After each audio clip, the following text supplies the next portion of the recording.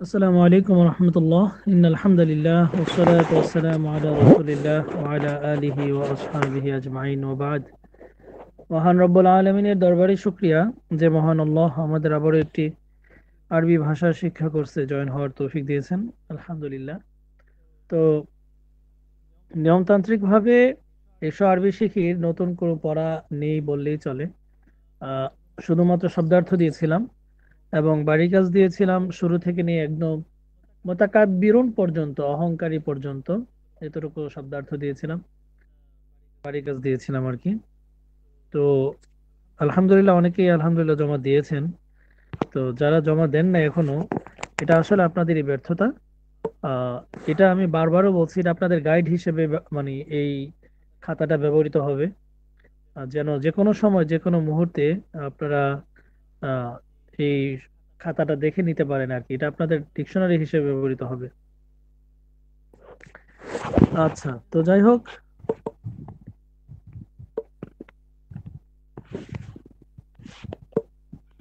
আজকে আমরা সরাসরি এসআরবি শিখের পড়াটা দিয়ে আমরা মিজানুস সরফে চলে যাব।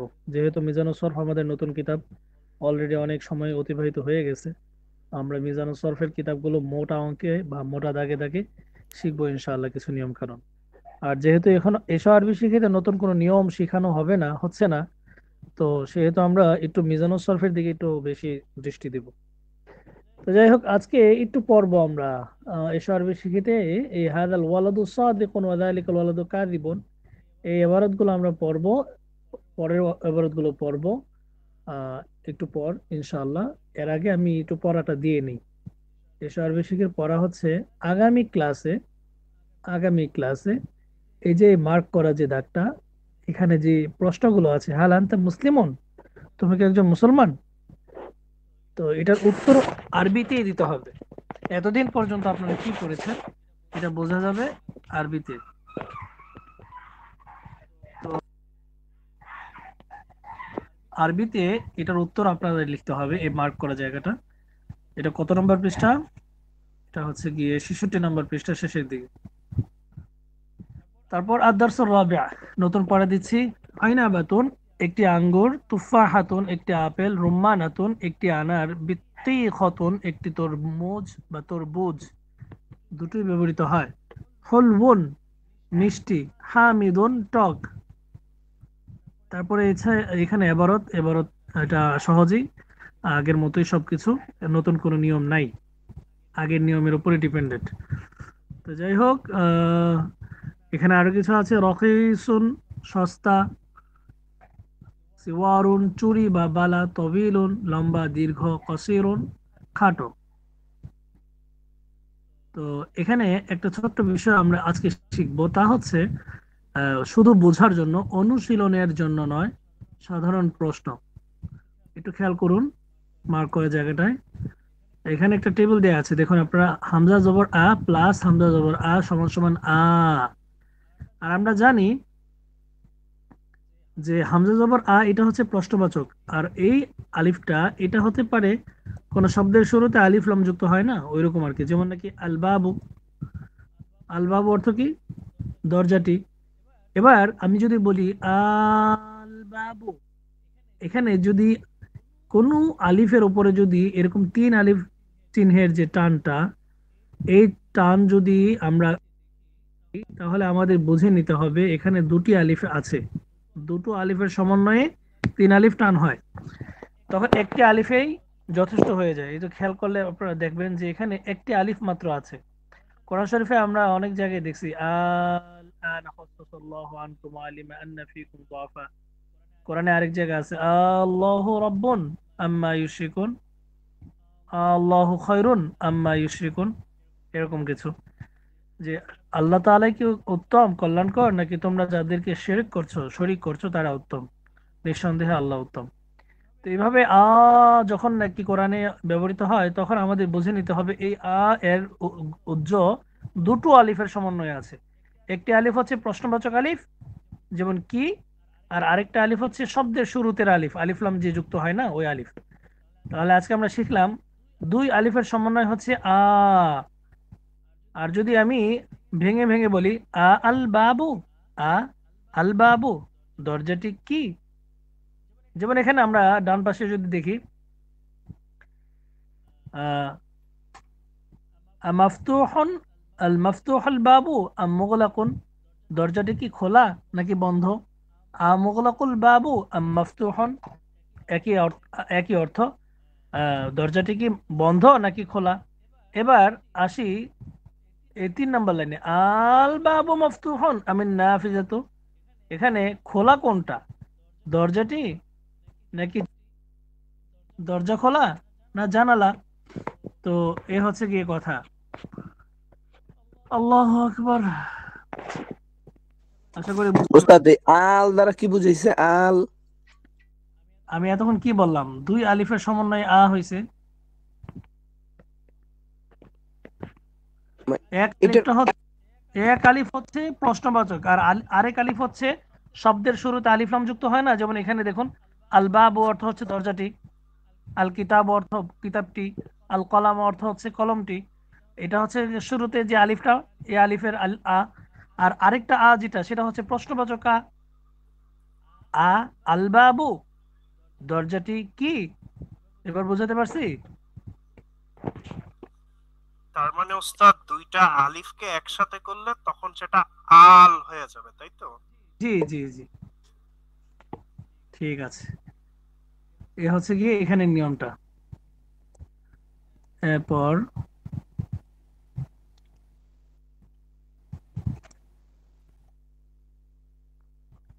আচ্ছা, এখানে আর কোনো নতুন কোনো নিয়ম নেই।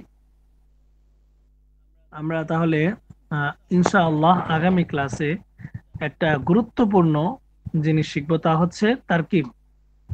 তারকিব হচ্ছে একটা গুরুত্বপূর্ণ একটা পার্ট, নাহু সরফের একটা গুরুত্বপূর্ণ পার্ট হচ্ছে তারকিব। তো আমরা ইনশাআল্লাহ এটা আগামী ক্লাসের জন্য রেখে দিলাম। হুম, এখন আমরা মিজানুস সরফে চলে যাই। মিজানুস সরফে গত ক্লাসে পড়া দিয়েছিলাম মিজান কাকে বলে, এলমুস সরফ কাকে বলে, এলমুস সরফ এর উদ্দেশ্য কি, শাব্দিক অর্থ কি, এগুলো কি শিখেছেন আপনারা?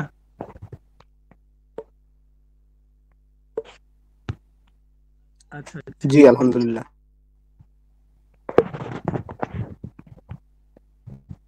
ঠিক আছে, আমি সামনে একটু পড়া দিই, তারপর ইনশাল্লাহ পড়া ধরবো।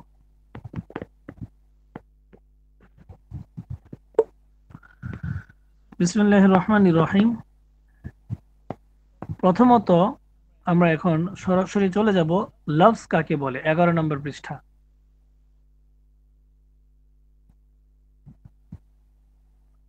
আমরা যারা ইংরেজি গ্রামার পড়েছি তাদের জন্য বিষয়টা সহজ হবে, বাংলা গ্রামার যারা পড়েছি এটা সহজ হবে আশা করি। লফজ, তারিফুল লফজি, লফজ এর সংজ্ঞা, মানুষের মুখ থেকে যে আওয়াজ বের হয় তাকে লফজ বা ধ্বনি বলে। এই ধ্বনি যদি অর্থহীন হয় তাহলে তাকে মুহমাল বলা হয়। মুহমাল মানে অর্থহীন, যার কোনো অর্থ থাকে না।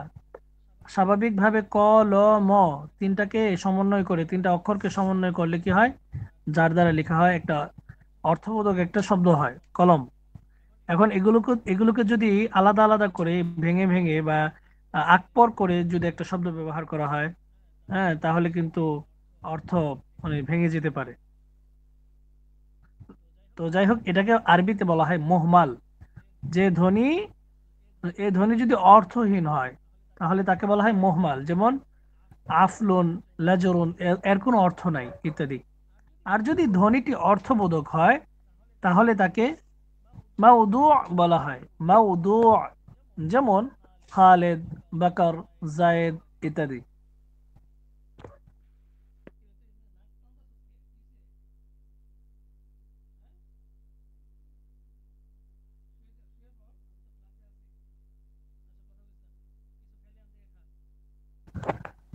তো উল্লেখ্য যে অর্থবোধক লফজকে কালিমা বা পদ বলা হয়ে থাকে। নিম্নে কালিমা বা পদ এর বর্ণনা দেওয়া হলো।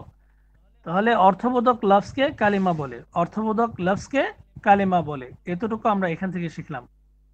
অর্থবোধক লফজকে কালিমা বলে। আর লফজ কাকে বলে?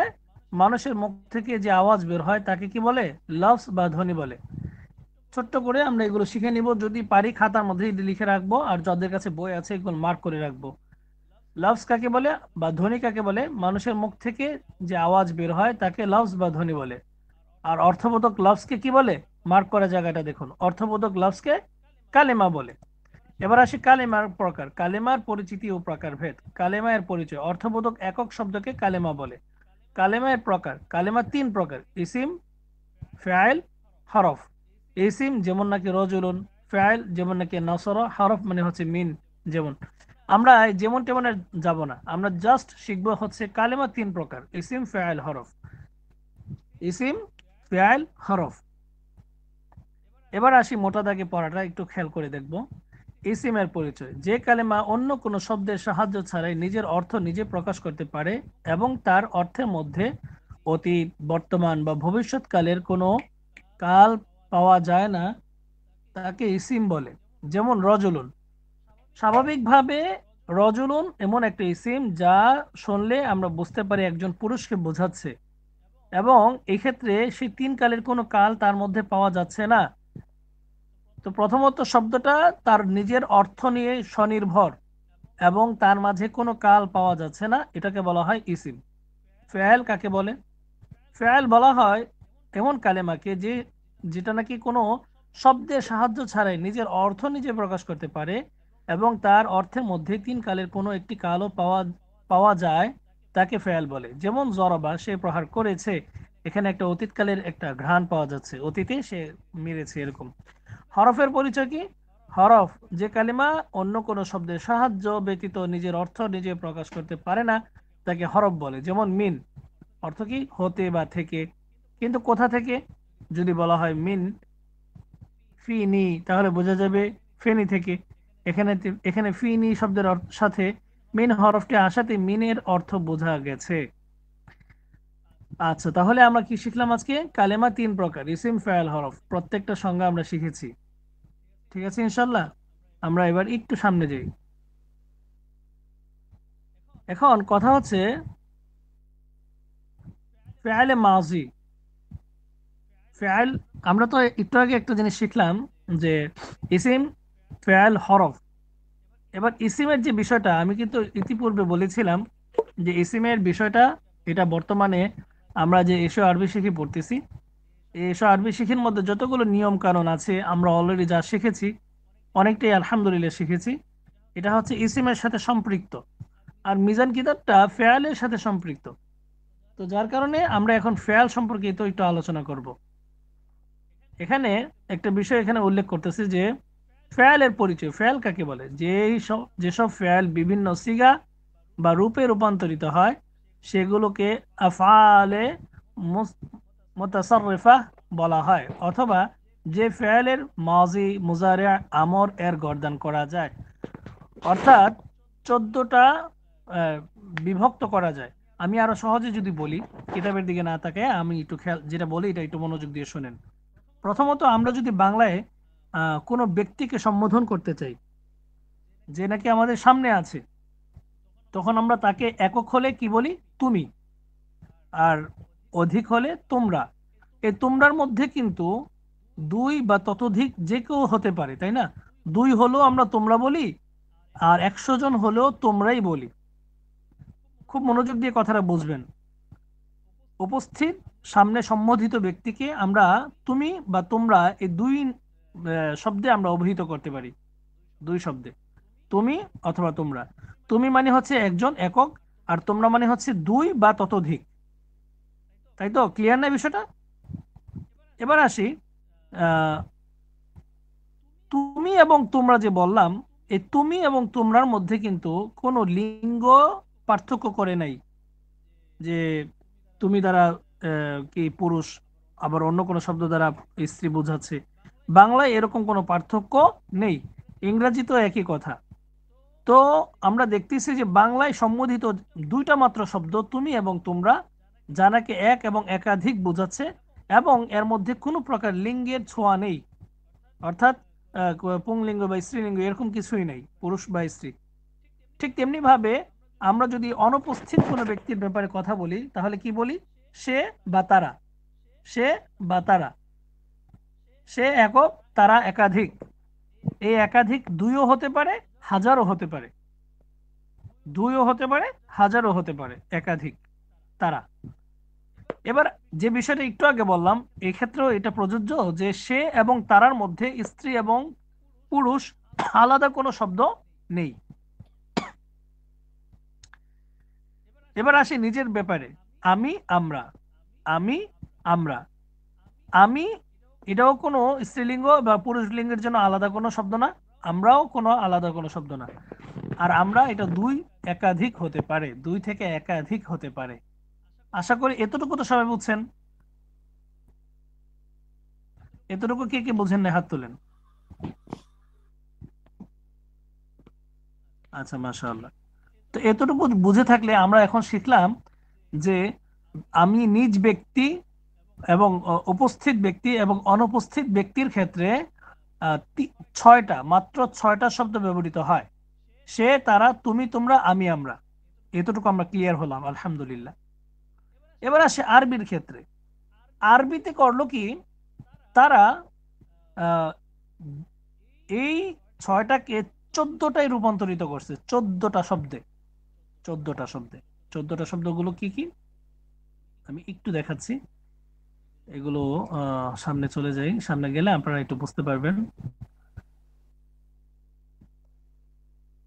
এই যে একটু খেয়াল করুন, অনুপস্থিত মানে অনুপস্থিত, গায়েব যেটা, অনুপস্থিতের ক্ষেত্রে তারা করলো কি, এক্ষেত্রে 6টা শব্দ ব্যবহার করলো, 6টা। আমি মার্ক করছি, দেখেন একটু খেয়াল করে, এখানে 6টা শব্দ আছে। প্রথমত লেখা আছে হুয়া, সে। সে কি ছেলে না মেয়ে, এটাও আরবিতে ক্লিয়ার হয়েছে যে হুয়া এর দ্বারা বোঝাচ্ছে একজন পুং বা পুরুষ, একজন পুরুষ, একক। তারা, আমরা যেমন দুই বা ততোধিকের জন্য শুধুমাত্র তারা বলি, আরবিতে তারার দ্বারা, দুইয়ের দ্বারা একটা শব্দ ব্যবহার হয় এবং দুইয়ের অধিকের জন্য আরেকটা শব্দ ব্যবহার হয়। অর্থাৎ দুই এর জন্য আলাদা একটা শব্দ তারা ব্যবহার করে থাকে, সেটা হচ্ছে হুমা। আমরা দেখতে পাচ্ছি দ্বিতীয় লাইনে লেখা আছে তারা, হুমা, যারা কি অর্থ কি বলতেছে, তারা দুজন পুরুষ। হুম, তারা সকল পুরুষ। বাংলায় একটু খেয়াল করে দেখুন, এখানে তারা লেখা আছে, এখানেও তারা লেখা আছে। কারণ কি, কারণ বাংলায় দুইয়ের জন্য তারা ব্যবহার হয়, হাজার মানুষের জন্য তারাই ব্যবহার হয়। কিন্তু আরবিতে দুইয়ের জন্য হুমা আর দুইয়ের ততোধিক তার জন্য কি ব্যবহার হয়, হুম। তার মানে এখানে আমরা যে জিনিসটা দেখতেছি যে তিনটা হুয়া, হুমা, হুম, এই তিনটা শুধুমাত্র পুরুষের জন্য ব্যবহৃত হচ্ছে। সেম টু সেম একই কথা, সে একজন নারী, তারা দুজন নারী, তারা একাধিক নারী, এই তিনটার জন্য তিনটা আরবি শব্দ, হিয়া, হুমা, হুন্না। হিয়া, হুমা, হুন্না। অর্থ কিন্তু একই, শুধুমাত্র লিঙ্গ পরিবর্তন। অর্থ একই, লিঙ্গ পরিবর্তন। এটা বুঝতেছি তো আমরা। ঠিক তেমনি ভাবে বাংলায় আমি একটু আগে যেটা বলছিলাম যে তুমি, তোমরা, জাস্ট এই দুটা শব্দের মধ্যে আমরা সীমাবদ্ধ আছি। তুমি এক আর তোমরা হচ্ছে একাধিক, একের অধিক, দুইও হতে পারে, হাজারও হতে পারে, লক্ষ হতে পারে। আরবিতে এক্ষেত্রে করলো কি, তারা এখানেও 6টা নিয়ে আসলো শব্দ। এই যে দেখুন, আন্তা, আন্তুমা, আন্তুম। আন্তা হচ্ছে তুমি একজন পুরুষ, আন্তুমা তোমরা দুজন পুরুষ, আন্তুম হচ্ছে তোমরা সকল পুরুষ। এটা পুরুষ বাচক। আর নারী বাচক, আন্তি তুমি একজন নারী, আন্তুমা তোমরা দুজন নারী, আংতুন্না তোমরা সকল নারী। এই গেল 6 6 12। এবার আসি আমি, আমরা। এক্ষেত্রে বাংলায় যেমন দুইটা, আরবিতেও দুইটাই, আনা, আমি, নাহনু, আমরা। পুং, স্ত্রী, মানে পুরুষ এবং স্ত্রী, এক, একক। আনা মানে আমি একজন, সে আমি নারীও হতে পারি, পুরুষও হতে পারি, নারীও আনা ব্যবহার করতে পারে, পুরুষও আনা ব্যবহার করতে পারে। নাহনু, এটা নারীরাও আমরা বলে ব্যবহার করতে পারে, নাহনুটা পুরুষরাও ব্যবহার করতে পারে। তাহলে সব মিলে আমরা কয়টা শিখলাম আজকে, 14টা। আমরা তাহলে আজকে শিখলাম সিগা। আরবিতে সিগা মানে হচ্ছে এই যে ব্যক্তির ক্ষেত্রে, যেমন এখানে সংজ্ঞা, জমির যেটাকে বলে, এই একটু জমিটা পড়ি আমরা। সংজ্ঞা আমি, সাহেব, আমরা। আনা নাহনু একটু বুঝিনি সাহেব, যদি আবার। আনা একক, আমি, নাহনু আমরা একাধিক। আনা, নাহনু বাংলায় আমি একটু আগে যেটা বলছিলাম যে আনা দ্বারা ছেলেও বোঝাতে পারে, মেয়েও বোঝাতে পারে। একটা মেয়েও বলতে পারে আমি, একটা ছেলেও বলতে পারে আমি। অর্থাৎ আমি শব্দটা স্ত্রীবাচক এবং পুরুষবাচক উভয়টাই বাংলায় যেমন, আরবিটাও সেম। আনা পুরুষের জন্য ব্যবহৃত হয়, মেয়ের জন্য ব্যবহৃত হয়। তথা একজন ফাতেমা যদি সে নিজের সম্পর্কে বলে তাহলে কি বলবে? আনা ফাতিমাতু। একজন জায়েদ যদি সে নিজের সম্পর্কে বলে তাহলে সে কি বলবে? আনা জাইদু, আনা জাইদুন, আমি জায়েদ। একজন ছাত্র যখন সে নিজের সম্পর্কে বলবে সে কি বলবে? আনা তিলমিজুন। একজন ছাত্রী যখন নিজের সম্পর্কে বলবে সে কি বলবে? আনা তিলমিজাতুন। তার মানে আমি শব্দটা স্ত্রীবাচক পুরুষবাচক উভয়ের জন্য ব্যবহৃত হয়। নাহনু কথাটাও সেম টু সেম। এবার বোঝাতে পারছি? জি সাহেব, বুঝতে পারছি। আচ্ছা, তাহলে জমির আমি, আমরা, তুমি, সে, তারা, আমাকে, আমাদেরকে, তোমাদেরকে, এই সবগুলোকে বলা হয় বোঝানোর জন্য আরবি ভাষায় যে সমস্ত শব্দ ব্যবহার করা হয় সেগুলোকে জমির বলে। যথা হুয়া, আনতা, আনা, আমি, সে, তারা, তুমি। আচ্ছা, জমির। তাহলে আমরা আজকে শিখলাম জমির মোট 14টি। এই 14টি সিগা আমরা ইনশাআল্লাহ শিখে আসবো অনুগ্রহ করে। এটা কয় নম্বর পৃষ্ঠা? এটা হচ্ছে গিয়ে 17 নম্বর পৃষ্ঠা। আপনারা চাইলে স্ক্রিনশট নিতে পারেন অথবা পরবর্তীতে ক্লাস থেকে দেখে নিতে পারেন। হ্যাঁ, যাই হোক, আজকে এতটুকুই পড়া রইলো। এবার আমি একটু পড়া ধরবো, অনেকের ব্যস্ততা থাকতে পারে, তো এই জন্য আগে আগে আমরা পড়া দিয়ে, আমি আগেও বলছিলাম যে আগে আমরা পড়া নিব ইনশাআল্লাহ, পড়া দিয়ে দিব, পরবর্তীতে আমরা পড়া নিব। জি, এখন আমরা একটু পড়া নিব।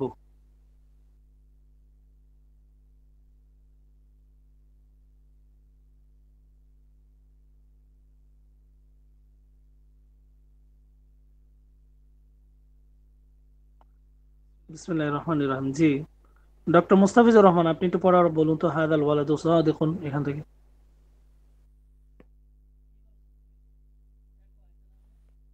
আসসালামু আলাইকুম।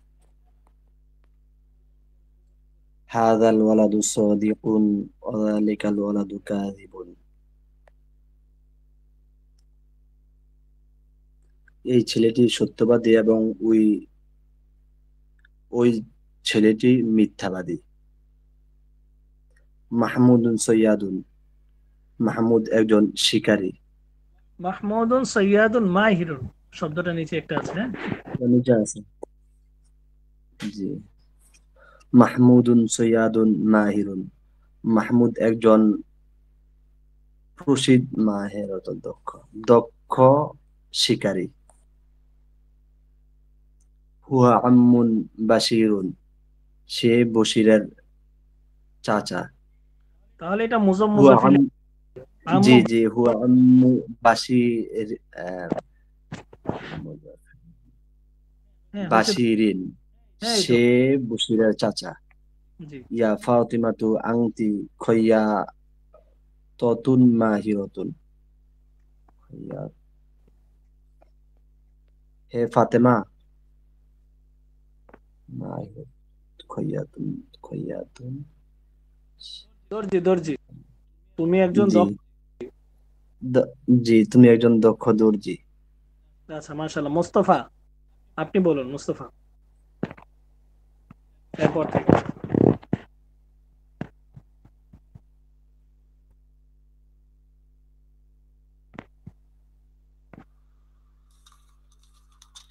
হাযাল লাব্বানু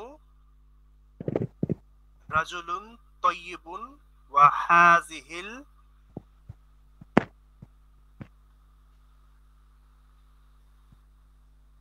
লাব্বানাতু, লাব্বানাতু মুরাআতুন তাইয়িবাতুন।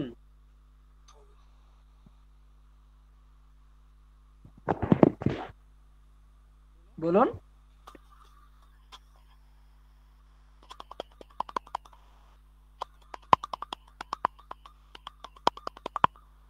হ্যালো,